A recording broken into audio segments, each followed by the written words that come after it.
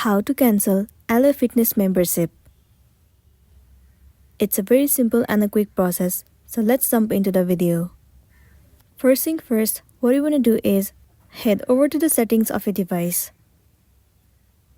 Once you are inside your settings, head over to your Apple ID at the very top of the screen. It will be landing you on this page. Head over to subscriptions. Wait for a while for it to load. So you will be landing on this page. In this page, you should see all the list of the subscription that you have bought.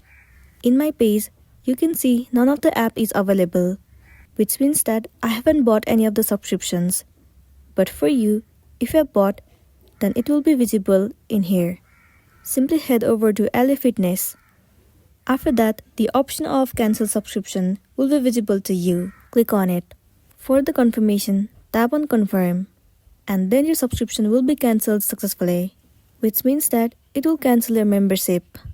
So that's all for today, and this is simply how you can cancel LA Fitness membership. Make sure to smash the like button and consider subscribing if you found this video helpful. And if you have any queries, you can drop it down in the comment section below. We'll see you in the next one.